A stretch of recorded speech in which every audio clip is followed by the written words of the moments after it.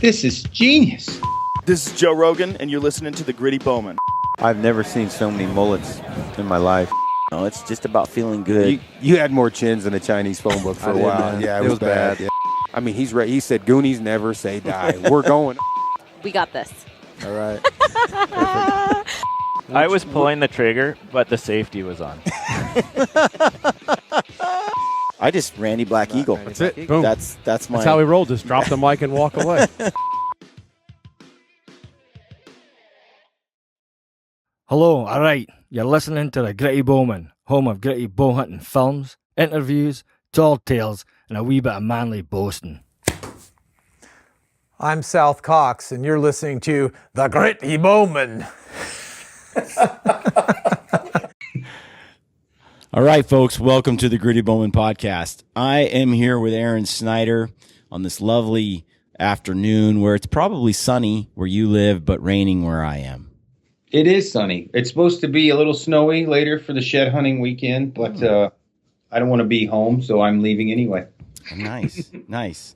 Well, we've got two big announcements. First, let's let folks know what we're going to talk about today. This podcast is about the will to live. Yep.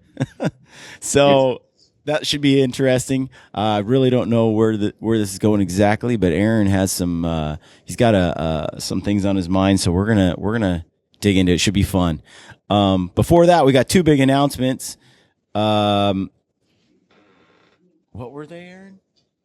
The backpack, our new. So we've got the first one because Brian forgot them, so I'm going to announce this first. We have a new Apollo archery pack from Cafaro. Initially, you can read the whole intro on the side, but we initially designed it to shoot for 3D tournaments for me for like ASAs before I got the stick bow. And then I got the stick bow, and it worked even better for stump shooting. It's got a sleeve in it, but then we gave it to a bunch of testers that went and killed a bunch of pigs. And the next thing you know, they're like, man, that's like the ultimate low-profile day pack. So it kind of evolved. But if you type in Gritty 15, so GRITTY 15, in the coupon code section, you get 15% off that pack. Just to say thanks to all the Gritty Bowmen listeners. That's awesome, Aron. I've actually been getting requests for requests for Cafaro discounts like we do with Mountain Ops. So this is a step in that direction. We're Gritty fans. I'm working on that 50% off discount, but it might take a little while. Yeah, it could take a bit.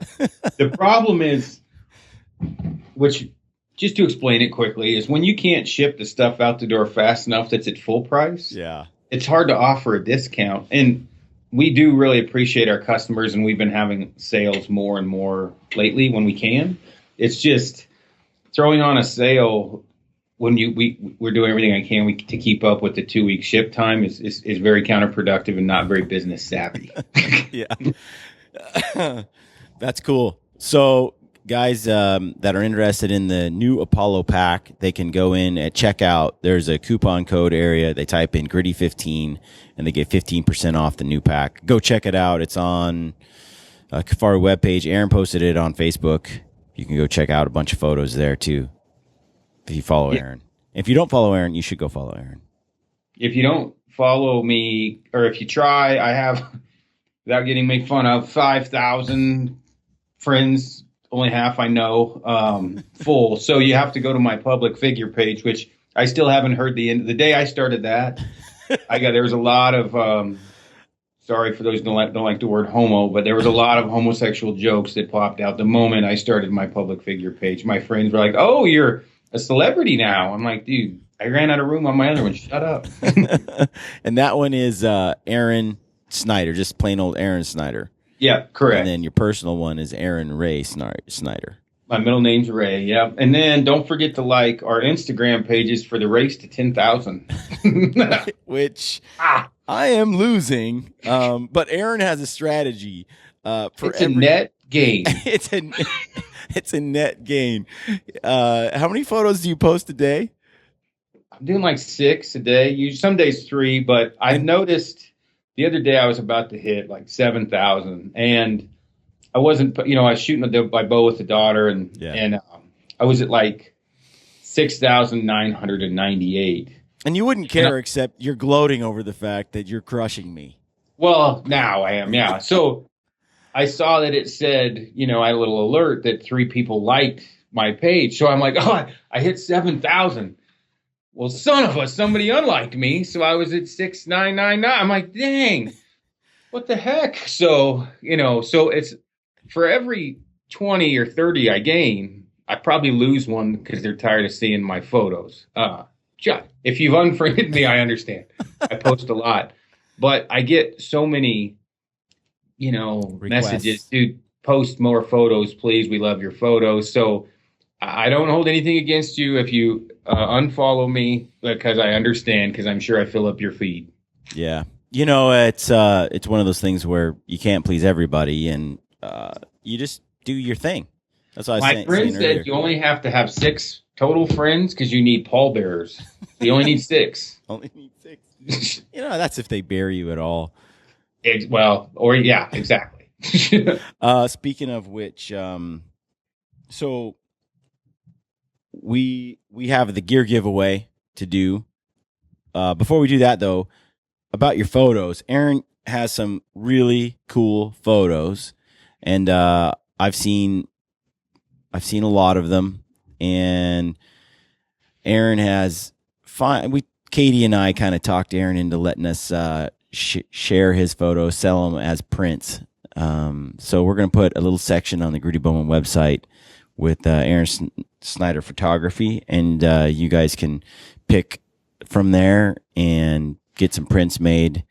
We're getting a few done for my office, and it was funny because we were talking Katie, and Katie is a very sweet girl. She's very nice, and I'm like telling Brian, I'm like, dude, we'll just split the money half, right? I'm like, just give her a bunch and we'll call it good, because it was hard to explain to Katie where she could understand the fact that if I was going to do this, it would have already happened.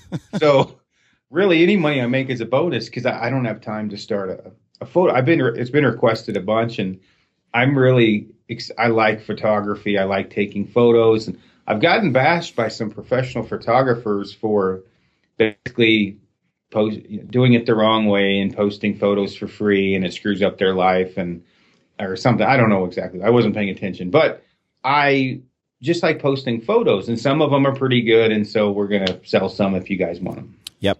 Yeah, I figure we'll pick some of our favorites, put them out there, and then for me, what's cool about your photos is that they're magazine quality. They're print quality. So you take a normal photo you get off of the internet and you try to print that, and it's going to look like crap. But your photos are they'll suck up a hard drive quick. Some of those bad boys are like 44 megabytes a photo, yeah. And I've been screwing around with photography now, where I'm getting requests to do photo shoots more frequently, which I don't have time for. But it's good to know that I'm actually learning something, and people like the photos, because I really like taking photos of in the field where some people can't go, so they can kind of live with me when I'm doing it. It's a cool deal. Absolutely, dude. It's neat to see have those photos on display in your own. It's just cool to see that scenery and those places. So the Marty Stauffer. We're gonna put them out there, dude, and then we'll see. It's an easy thing to do. Aaron, you need to do it. Purchase. Remember, Katie has 5 kids, so buy more than one. Well, and it'll also kind of it's just an opportunity for you to share your work, to make a little bit of money off of it, so it can help you buy more gear and more cameras and keep sharing. So it's good all the way around. Camera gear is expensive. Yeah, we talked about that this week. Okay, so gear giveaway. We got a dude I randomly picked off our Facebook page, Jake Morgan. We've got a dozen Black Eagle Spartan arrows we're going to give away to Mr. Jake Morgan. Now, I don't know if there's more than one Jake Morgan on there, but I've got him picked out on we randomly selected that his name. I don't know who he is, but no offense, Jake. I don't know a lot of the people on there, but I will get to know Jake. And I'm going to send you a note, Jake, and get you hooked up with a dozen Black Eagle Spartan arrows. So we got 11 of them will be straight. Nah, just kidding. Right. They make great arrows.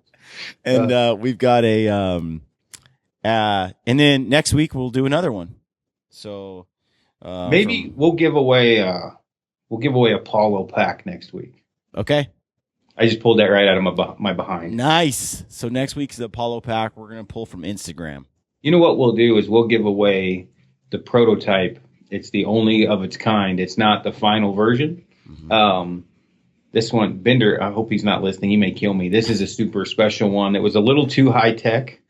We didn't want to have a little chunk of gold for $400 for a day pack. So it's pretty high tech, but it's different than the one. We'll give away that one. It's better. It just didn't make the cut because it was little.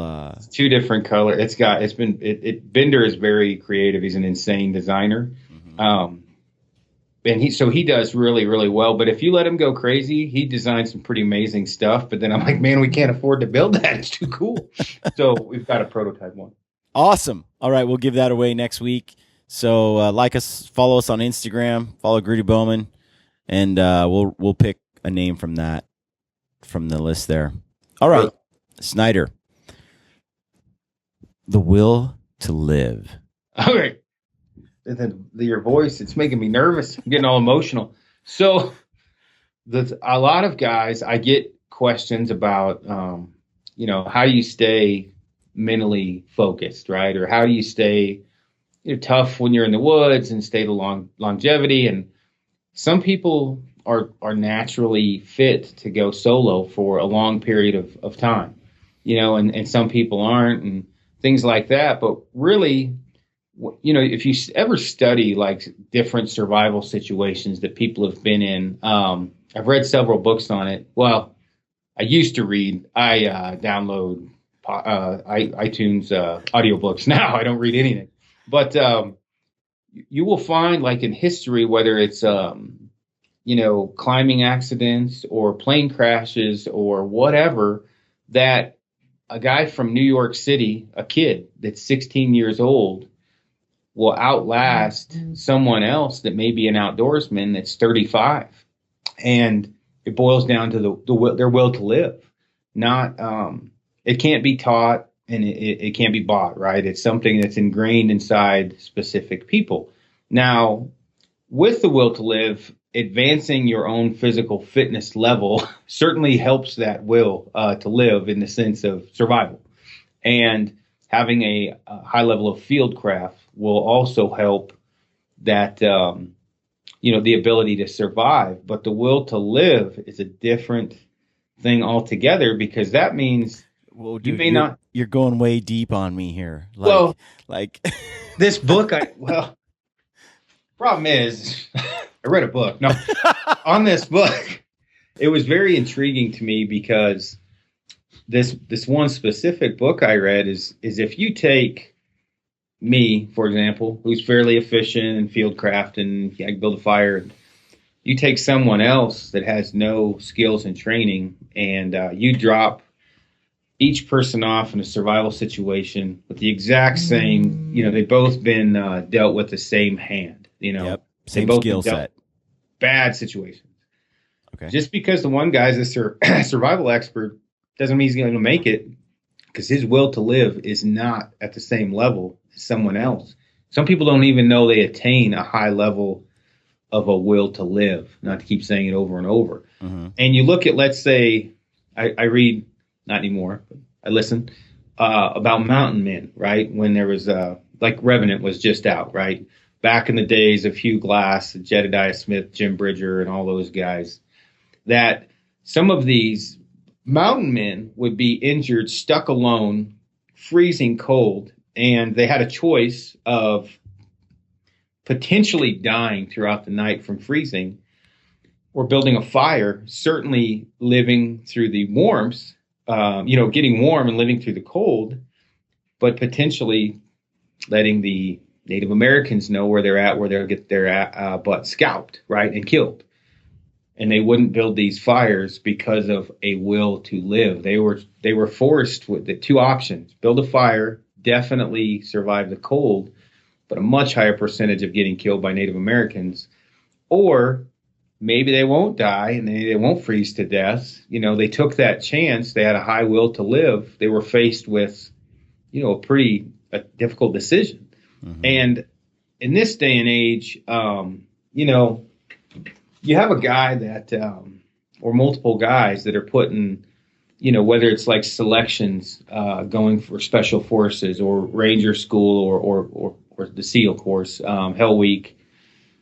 Those guys are all world-class warriors. For the most part, any of them can handle themselves. But what's the difference between one person and another that helps that other one make it through that horrible, crappy training and abuse on their body?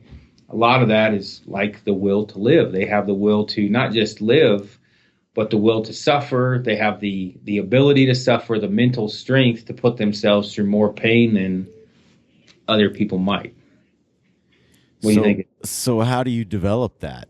You don't. From what I have seen, it's in you or it's not in you, and that's it. I don't.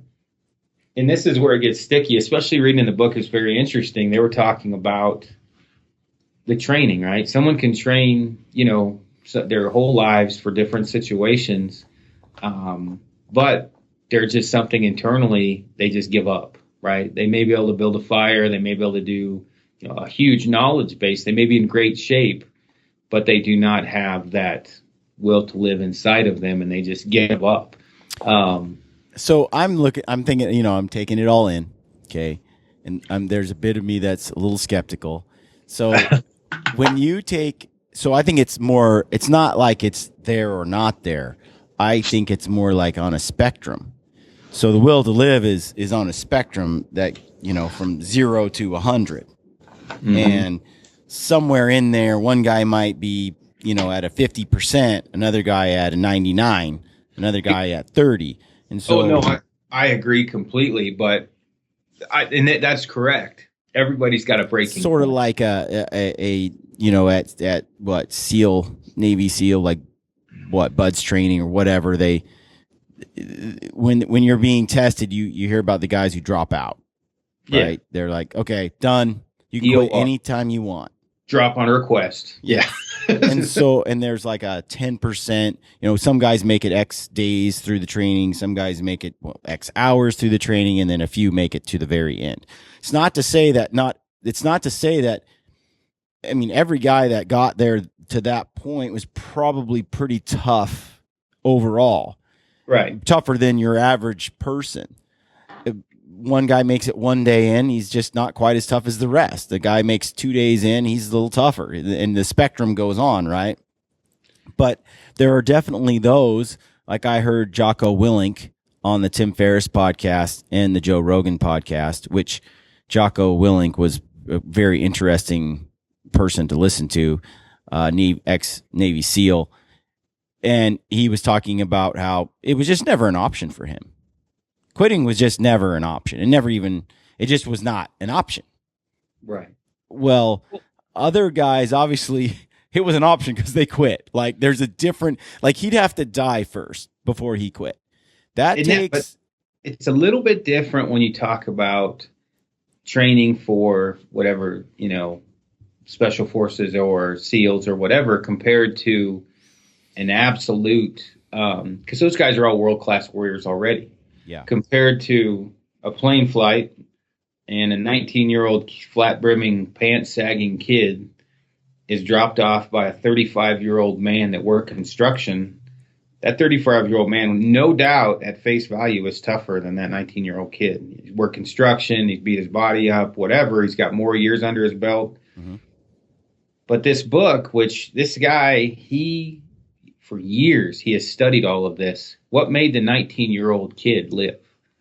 Not to where I got to go sleep in a bed or I had a bell to ring, but what made that kid make it over that, that other person? And I'm sure there's a spectrum and other, obviously, things involved in it. But I can tell you, like, as far as one of the things that's benefited me, not I'm a great trophy hunter, but I just kind of head off in the middle of nowhere and I'll figure out how to get back, right? And there's guys like that. They don't mind getting off the trail. They don't mind just ending up wherever and hitchhiking back to their truck and being able to go the distance. Now, where it gets kind of confusing, is that a will to live, or is that just not being scared to get lost and you'll figure it out?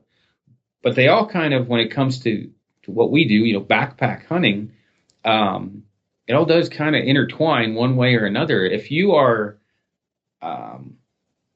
scared of the dark, which I have found many grown men to be, if you're scared to be alone, if you're scared to leave the trail, those are all big hindrances of, they can hinder you in being successful hunting or whatever the case may be.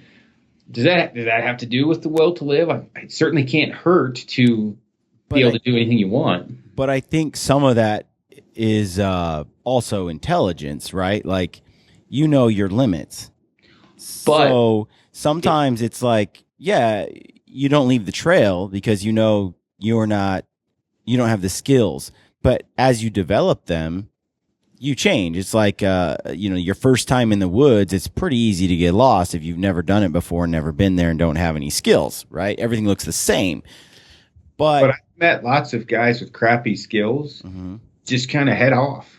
They just go. Me too, and they've died. I mean, there's a certain level of, to me, experience and knowledge that gives you confidence for those activities.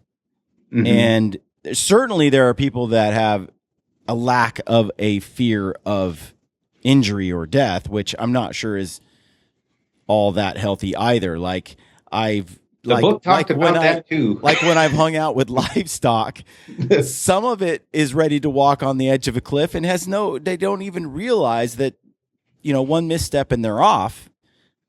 Others look at it and they're like, okay, let's be careful here. You can tell like there's a difference and some with people too. I think some have an awareness of danger and some just don't. I don't know that that's really linked to a will to survive, because I would submit that the person who is more careful can often have a stronger will to survive than the person who is reckless. And that is definitely, and they talk about that in the book, being completely different than the actual will to live. Because how did the guy wrote it? He said, when someone dies climbing or in an outdoor activity and they say, oh, he had an accident, the guy said it is 100% guaranteed, if it's a common outdoor enthusiast, there was no accident. There was many warning and danger flags thrown up before the accident happened, so it was not an accident, which is what you're talking about. Yeah, I think I heard Jocko talk about this, and he said it's very different to be fearless than it is to be an idiot. No, fearless than it is to be brave. Yeah. That, I think what I had heard was brave is to act in spite of the fear. Mm-hmm. Fearless is you're just not afraid of it. There's no fear there. Yeah.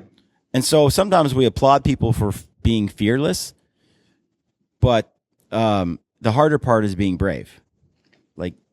Like if you just don't have the fear of falling off a cliff, there's probably something broken there.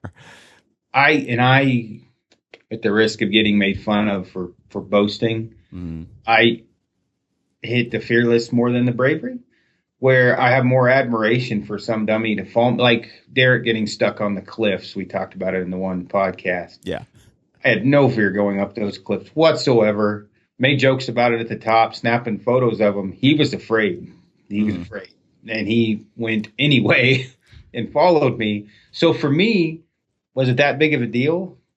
I didn't have to talk myself into anything. There was no talking myself off the ledge, where there was some talking with Derek. No, you're dead right. But some of that too, for me, I've realized is that a lot of that has to do sometimes with athleticism, right? There's I'm confident I'm going to be able to climb a cliff. We did it once out of this out of the Minam in the Eagle Cap Wilderness, and we had like 50-pound packs of meat on our backs, and we literally had to scale a vertical cliff that's about 60 feet high.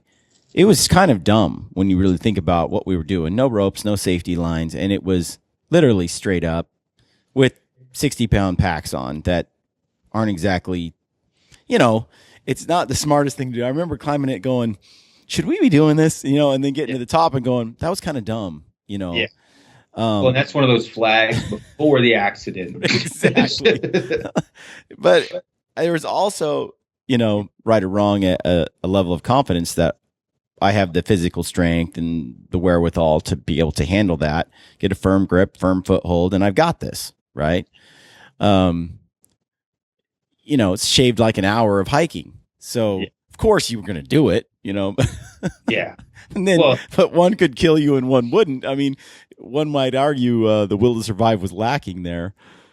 Oh, well, I Right? think kind of the moral of all of this is if you are trained there, in fieldcraft or whatever, and if you are physically fit, without getting into the whole debate of can you kill crap and be fat or whatever, leaving that aside, you will be a better person, in my opinion, the more fit and the more trained that you are. And it can only help the spectrum grow for your ability to live, because maybe your will to live isn't there, but your fieldcraft and fitness is a little higher. Mm-hmm.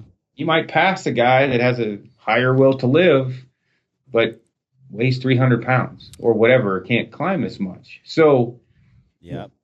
Since we didn't rehearse any of this, it actually is probably better because and this is obviously conducive more to backpack hunting than to not road hunting, meaning cranking stuff out the window, but me going in and out for a day. Like Corey Jacobson doesn't backpack hunt that much, but he walks in a long ways and, could injure himself and in some ways is more physically demanding, depending upon how you're go.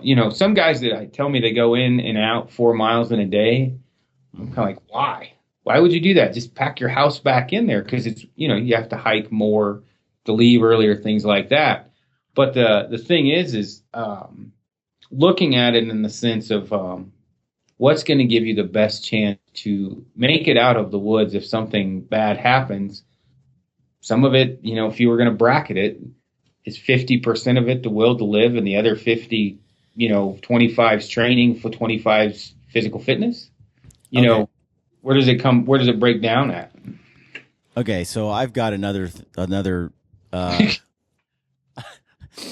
I've thought about this a lot myself, and I've got another angle that I'm going to present here.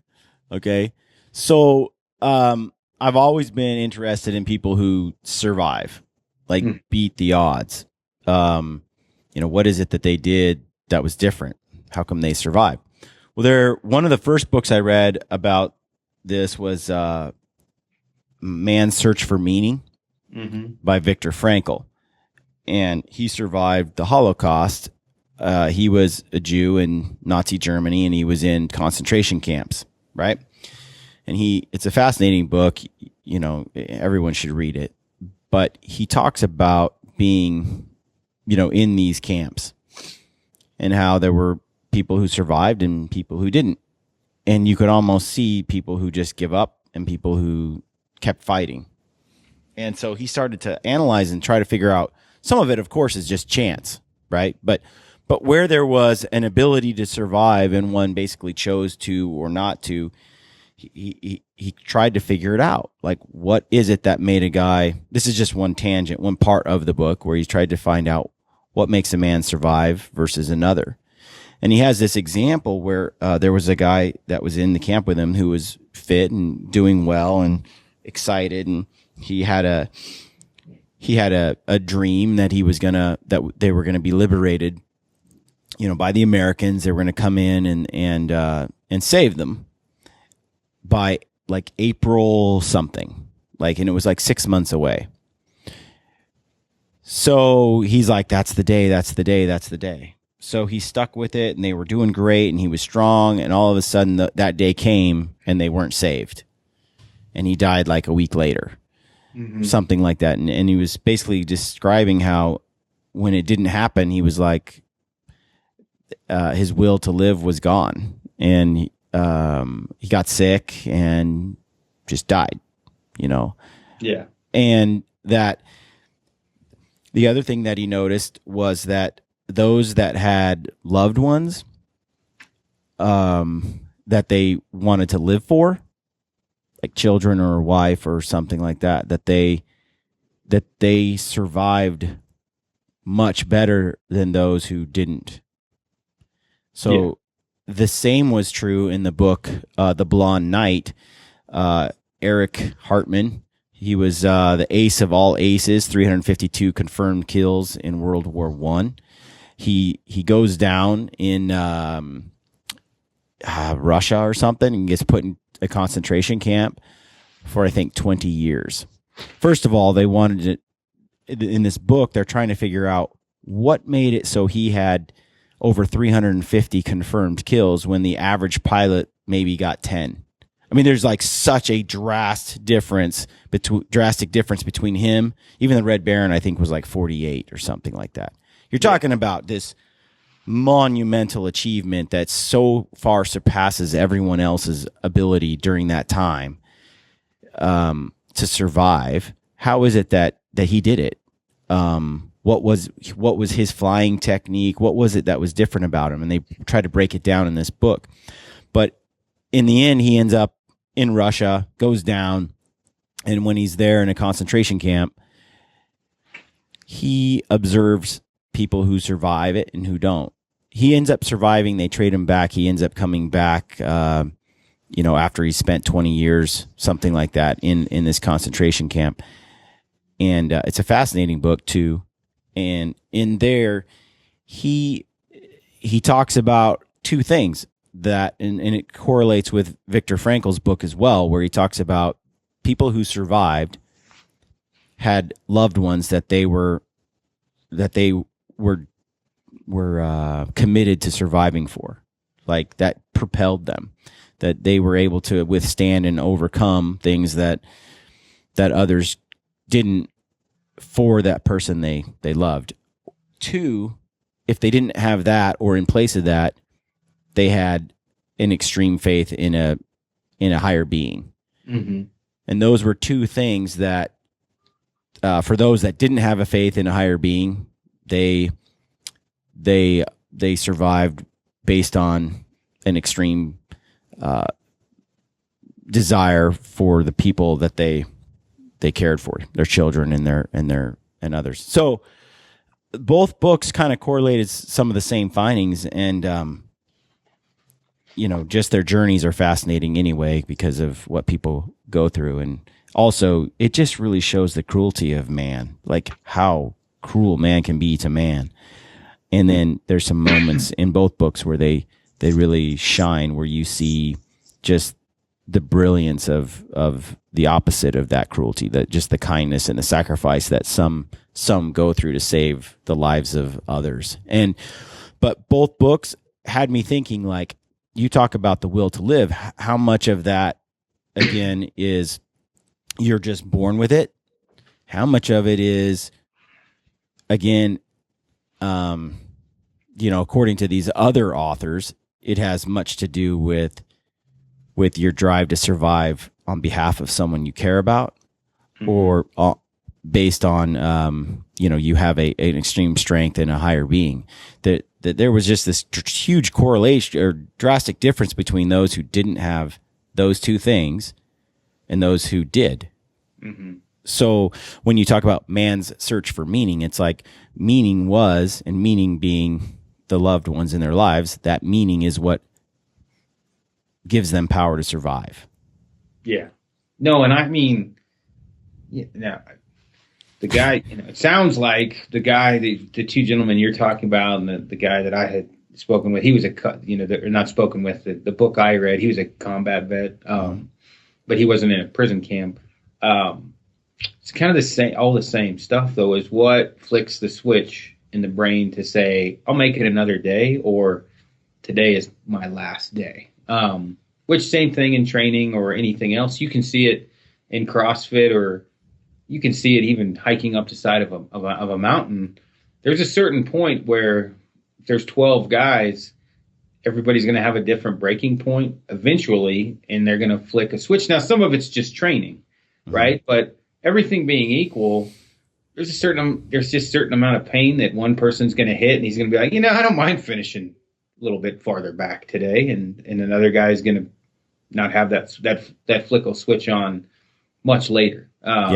That switch will flick on much later.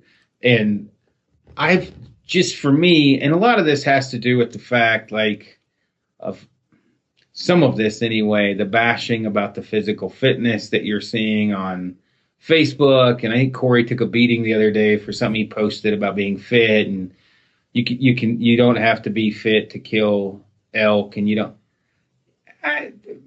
No, you don't. I know lots of big dudes that kill lots of big stuff. I'm the last guy to talk about being fit to kill big animals. I'm super fit and I kill small stuff all the time. But I'm a better person now than I used to be when I was a big fat bastard. Now, it doesn't mean I was a bad person then, but I like to take my daughter on a walk. I like to be able to carry her stuff when she doesn't want to. I like to get to the top of the mountain and say, man, I really want to get to the next one and not have a heart attack. None of those things are bad things. Doesn't mean you're a better hunter per se. I'm sure it certainly doesn't hurt.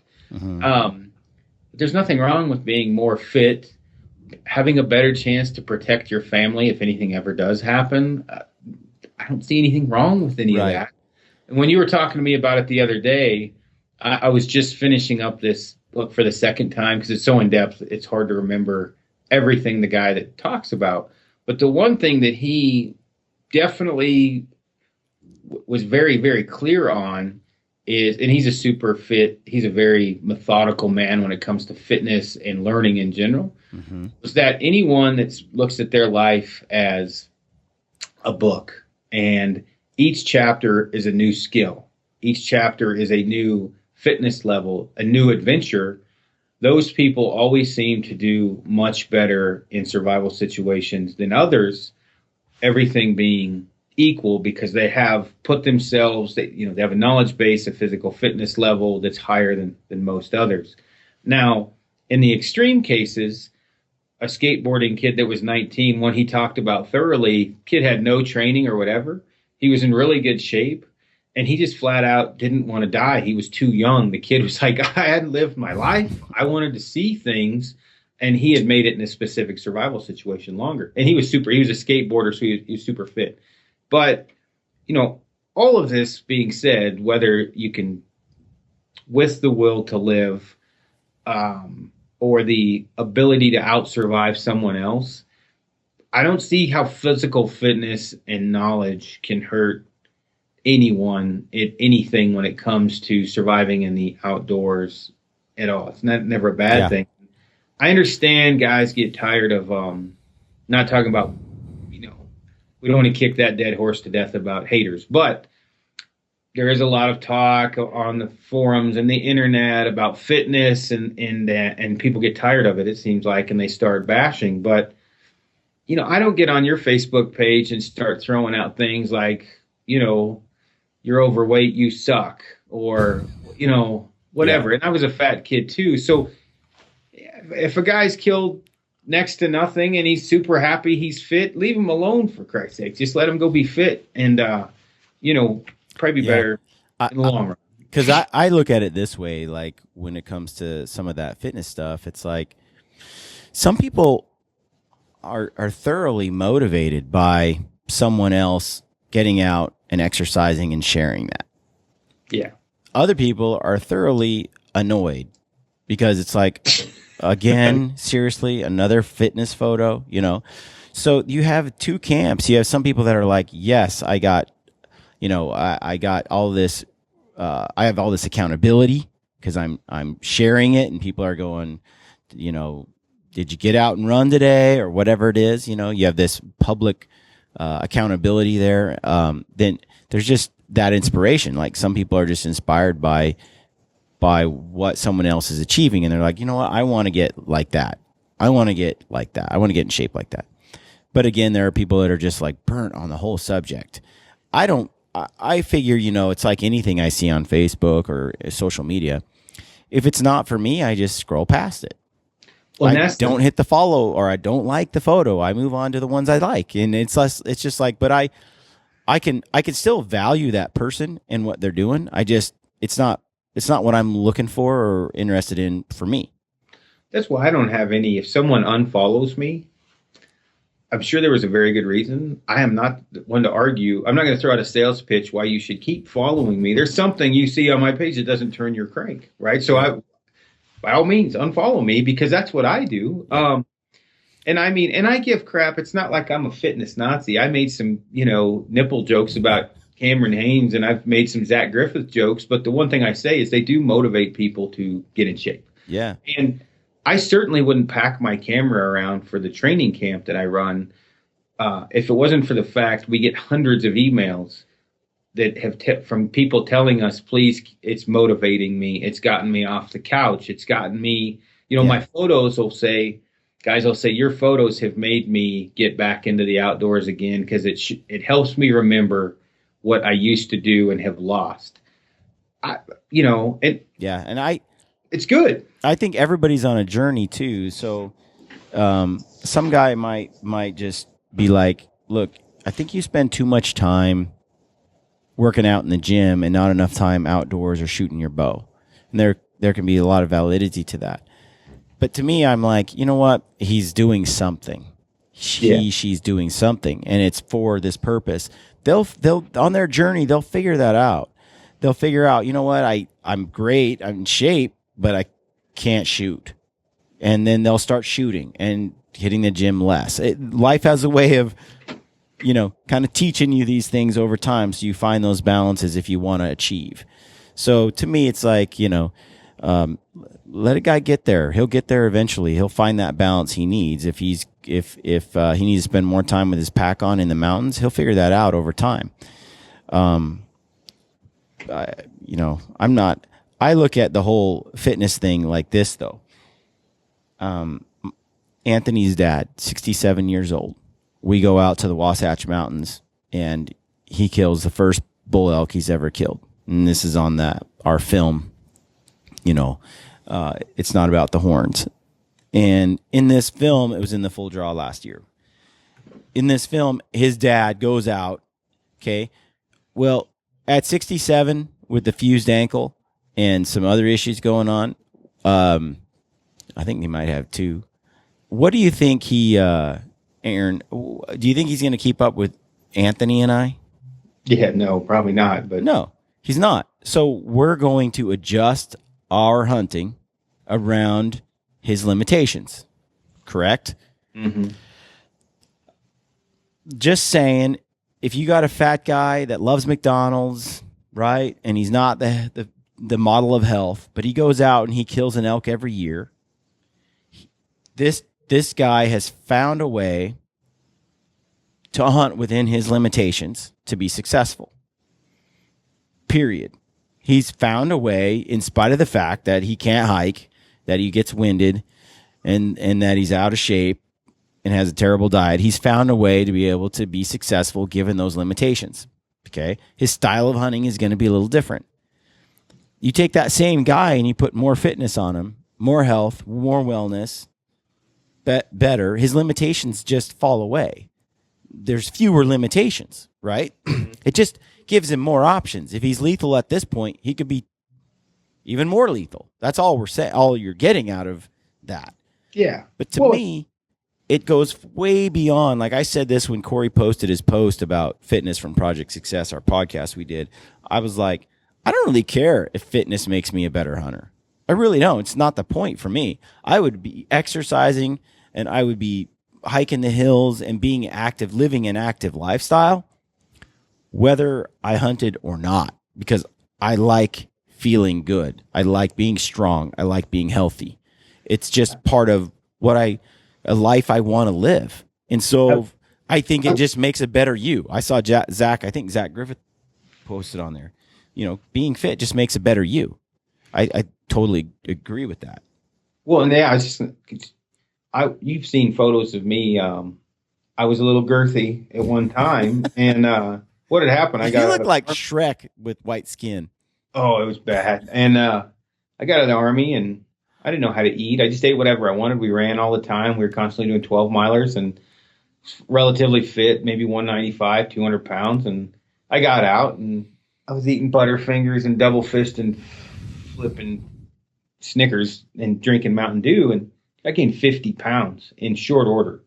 And we talked about this before, where I kind of had that turning point. But, in the end, like I look back at those times where the glass was so easy to fill, meaning it was 3 miles to me at that time was like this epic thing that, where now it's like, because I've pushed myself physically and I'm a huge proponent. I crack jokes about fitness. I crack jokes about, I'm never serious as part of the problem, but I mean, in the end, I really like the fact that, I can run up the side of the Tower Trail and we go fling some arrows and then we go to the gym and then we'll go eat something. Before I'd go up the Tower Trail, it'd be this monumental thing and I'd have to go home and nap all day and be sore. Yeah. Where now it's at a relatively high level of my glass is very difficult to fill now because I can do a lot more physically.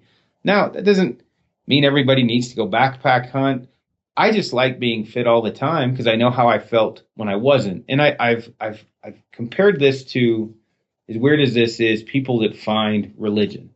What for whatever reason, some of them find religion and man, they're shouting it out everywhere because they're feeling so good about it. They want to spread that word of whatever faith it was they have found because they know how much better they feel now compared to before they had religion. Like a CrossFitter. And worse, probably. Well, no, CrossFitter's worse. The same kind of thing. They feel so much better, they have to tell everything. And I mean, and CrossFit is kind of like a cult, right? Well, I mean, in my opinion. Right? Yeah. And I've cracked jokes on CrossFit constantly. And there's nothing wrong with, my CrossFitting friends, when I was like, I'm like, hey, you guys see any of those big tires back in that wilderness area? Those ones that you pound with a sledgehammer? I didn't see any of those. So, but the thing is obviously we all look at fitness in a different way as far as getting fit, but we're all staying fit somehow. Well, if a person is all of a sudden found fitness and nutrition and he's liking what he's got, he's probably going to spread the world, maybe to an annoying point to some people, which is what you see on Facebook. Yeah. But Jesus, unfollow them, or you don't need to be mean to them. I mean, and I like being mean to people, but not for those reasons. Yeah. They're trying to help other people, and we're drifting off the will to live subject, but the end of the day, you can't argue with the fact a high level of physical fitness will not only help you survive or help you kill animals. It'll make it easier. It'll make you can't argue the fact that you are a better person if you're more fit, or a better hunter, or a better survival expert. Same with nutrition. You eat better, you feel better. No way around that. That's not to say you've got a Tarzan body type who can eat McDonald's. Well, Nick Carlton, who's a buddy of mine, super cool dude. The dude's just Tarzan. He's just shredded all the time. The asshole's drinking Mountain Dew and eating Snickers on the way up. I'm back there eating tofu, right? I'm like, man. But I tell you what, when we hiked up, we did our training. Uh-huh. Yeah. Well, he was eating Snickers at the back of the bus. He was at the back, right? Yeah. So he looks good, right? He's fit. But I can't get away with what he does. What I was getting at is it's not to say somebody can't be extremely fit and eat McDonald's every day. Yeah. It's just they would probably be even more fit if they didn't. But again, it's like I have no interest in being like I don't know, pick the athlete, Lance Armstrong, during Tour de France. I'm just not interested in putting in the work to get that fit. Yeah. So it's on a spectrum, right? Everybody has a certain level of fitness they're comfortable with. Do what makes life better for you. That's like yesterday, it was raining like it does every day here. But I came downstairs in my man cave, got on the row machine. I watched Western Hunter with Nate Simmons, season 2, I think episode 1. It's a cool hunt. He's up there in the mountains hunting Wyoming elk and grizzly country, which he got an electric fence. I wanted to ask you about that. Is that like effective? You pack one of those things in? I'm not by no means am I a grizzly bear expert, but my friends that are suggest those like base camps, in Alaska. I know a lot of guys have backpacked them in. It's just whatever the 9-volt, whatever the hell that battery is, and you string it up. I mean, if they're packing those in, my buddies that I know use those, it's for good reason, because it certainly discourages the bear. It seems like it looked like there was some pretty scary encounters in the season before. I didn't see that one, but anyway, back on subject. So they anyway. I was watching that episode. Got on the row machine, rode 5,000 meters, did 100 burpees. Show was over. It just helped me relax. It's not even a thing. Rowing that much and doing some burpees was like, that's just repeatable every day. That's like it's like you were saying, when you 3 miles up the hill now, you're like, whatever. You come back. You don't have to sleep all day. You don't have to recover. It's like a nothing. Yeah. Well, I've been watching South Cox video, by the way, for some motivation. Because then I go shoot and do cardio, because he had to have some cardio to get there, and he missed a lot of crap. So then I go shoot. I look at that video much differently now than I did 6 months ago. I can tell you that. Well, from what I've heard with trad too, like, South has killed some, not missed many times. So, but I've heard guys go through like a funk where they miss over and over and over again. It's like they lose the feel or something. So Aaron, I've also heard that once you get on the, how well is your 3D skill going to transfer into the real thing? Right now, if it goes from compound straight over, I don't nut up very often on a compound and shoot and miss. But I don't know, because it is. We're seeing squirrels here, but it's such a. It's so. I hate to sound like I don't know what you want, like Stand by the Fire, dude. It is peaceful. Well, except when you're shooting bad, but it is so much different to shoot that trad bow compared to a compound, because it is an extension of your body, and you have to have a marriage with that little guy. Like, you've got to become to where you're in love. It's cool. It's a confidence level. Now, it's funny because you'll chunk one in the buckwheat more often than you should, right? So like yesterday, Kaylee and I, my daughter and I, she shoots a lot, right? And she, we're seeing my wife, right? They miss the bail sometimes. Right? They just flat out miss. And they'll shoot like a 4-arrow group like this at 30, and then they'll just miss the bail. So I said, a coach that I had explained archery to me like this. And I said, if someone told you to take a quarter and drop it into a cup from 3 feet above it, and if you did it, you got to do it 100 times in a row. By like 20, the concentration level's going out the window, and you're going to end up piss on it. But if a guy said, if you do it 100 times in a row, you get $1 million, you would be concentrating extremely hard. That is the amount of effort it takes to be a great archer. And I've always kept that in my mind, because sometimes you just start flinging arrows because it's fun, right? I'm like flinging them at 50 and 20, and maybe my form went downhill a little. And that's when it really shows up in a trad bow compared to a compound. It really shows up, right? You really miss the bail.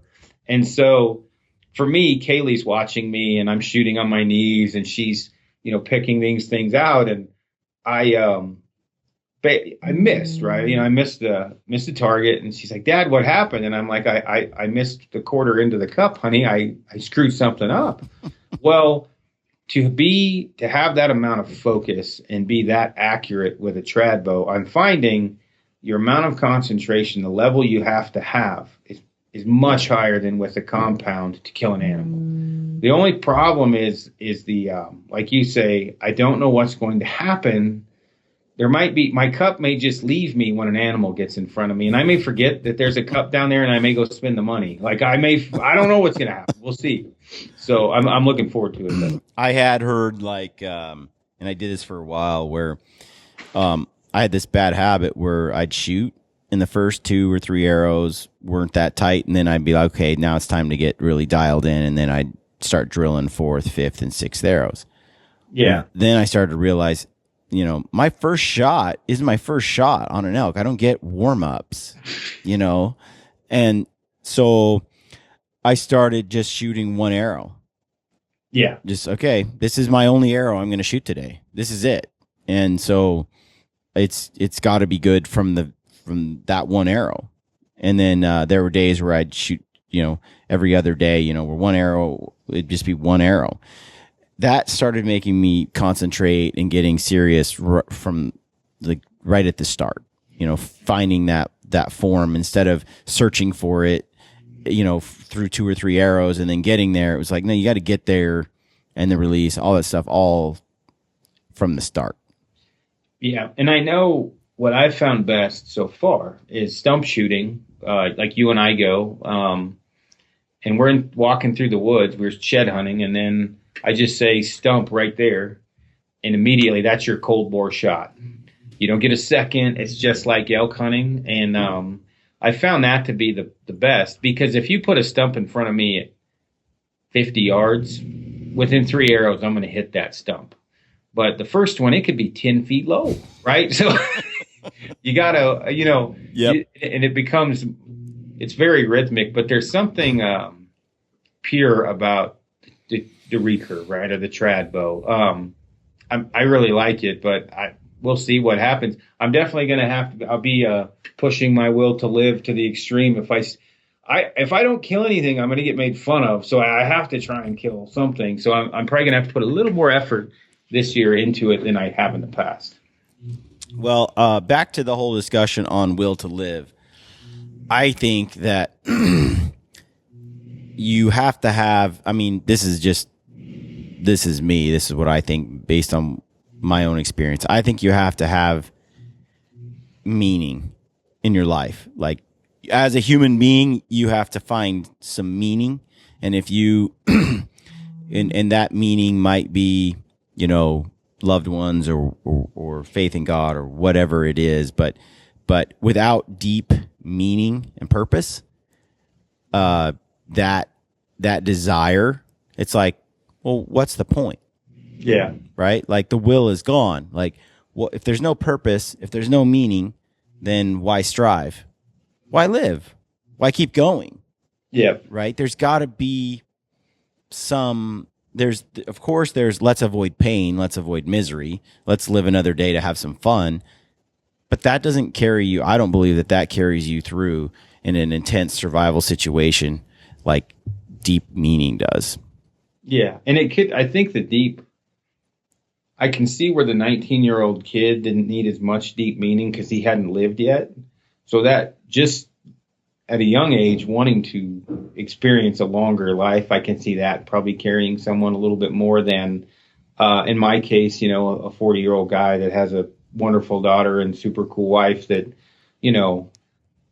I'm not 19 anymore, where I've experienced a pretty cool life, where now it's probably going to be, I want to get back to see my wife and my kid. Even though I'm gone all the time, and that's a little bit contradictive, but it is very interesting to me, the whole fitness level, survival, breaking point, just because you see it every day. Well, and there's to me, you cannot separate physical strength and fitness from the mental. They're intertwined. Now, maybe the mental is really strong, maybe the physical is, but at some point, if you starve somebody or you deprive them of sleep, at some point, their body will break down and it's over. You can't make up. There's no amount of mental toughness is going to keep your body from failing when it hits the failing point. Right. No, and that's not that this is the same thing, but you run into that on road marches, on 12 milers and 25-mile road marches.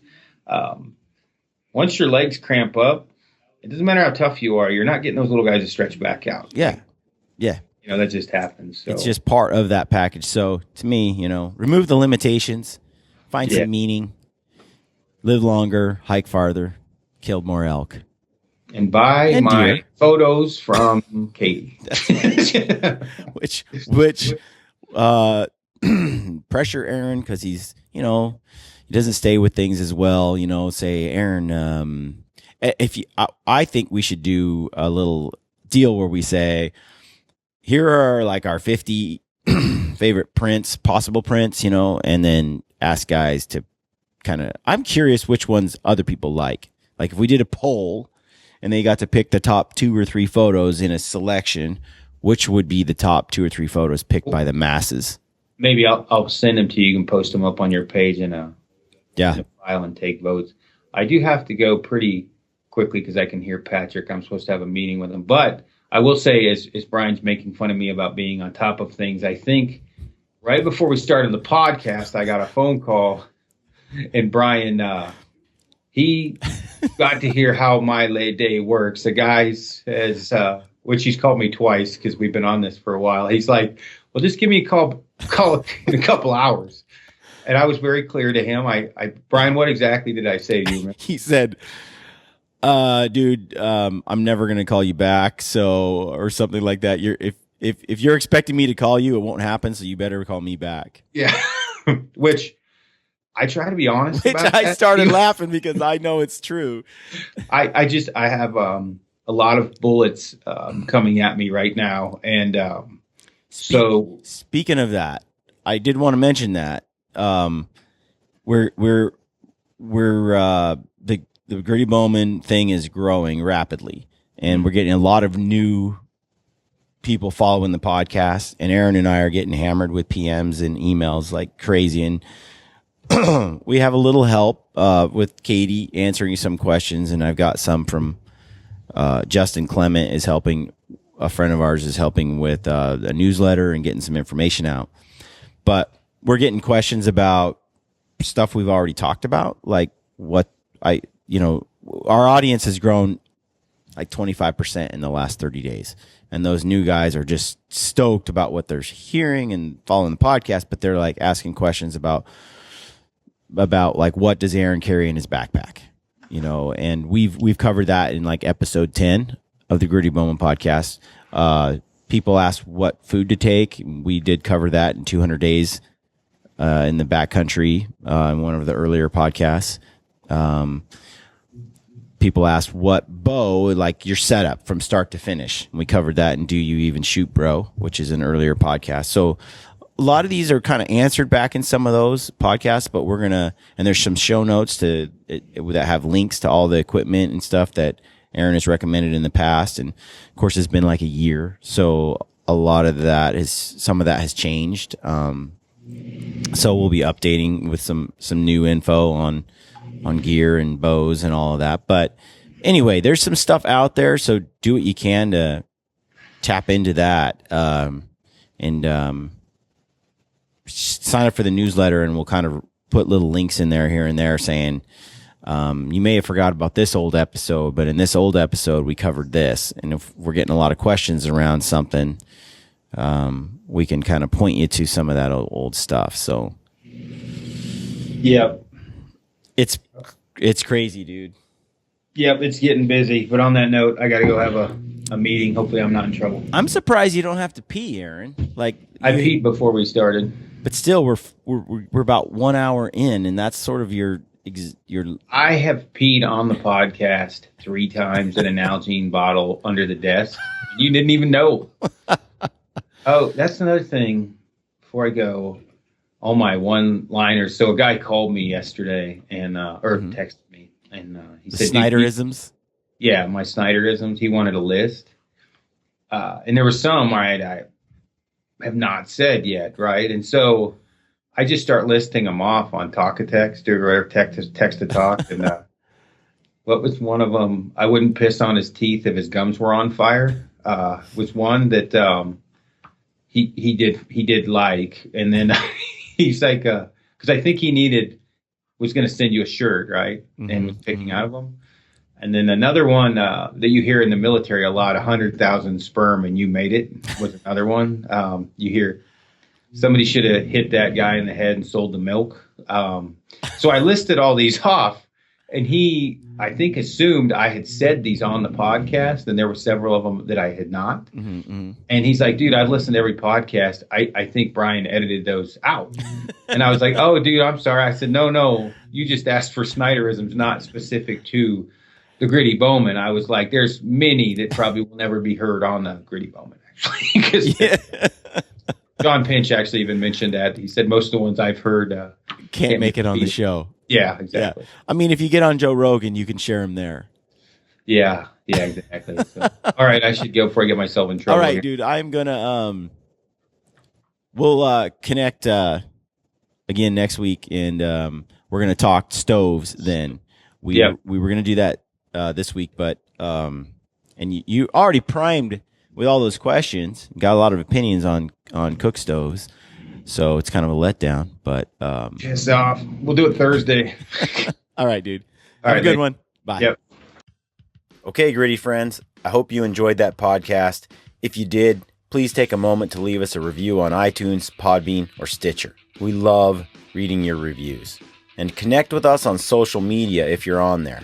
Look us up on Facebook and Instagram, and take a moment to subscribe to our YouTube channel so you can receive notifications when we upload new videos. We've got a sweet deal with Mountain Ops. You get 20% off on all Mountain Ops supplements, combo packs, and apparel when you type in the word gritty at checkout. If you're a hardcore elk hunter, or you want to be, go to the Elk 101 website online and check them out. Our friend Corey Jacobson is killing it with some of the best elk hunting information and entertainment on the web. If you haven't heard, we're doing a huge gear giveaway to try and grow and expand the Gritty community on Facebook and Instagram. I asked a bunch of friends to pitch in on this gear giveaway, and they all came through with some awesome stuff. Our friends at Cafaro, Rockslide, First Light, Phelps Game Calls, One Shot Gear, Mountain Ops, XXX Archery, Blacktail Outdoors, and Is It September Yet are pitching in some sweet gear for the giveaway. We'll announce all the details in the next few weeks. All you have to do to be entered to win is like our Gritty Bowmen Facebook page and follow us on Instagram. All right, friends, let me leave you with one other quote from Theodore Roosevelt, who said, "It behooves every man to remember that the work of the critic is of altogether secondary importance, and that, in the end, progress is accomplished by the man who does things." We all have a choice. We can be people who do things or people who criticize the work of others. It's pretty simple, really. Get out there and do your thing. Good luck on your hunts, and stay gritty.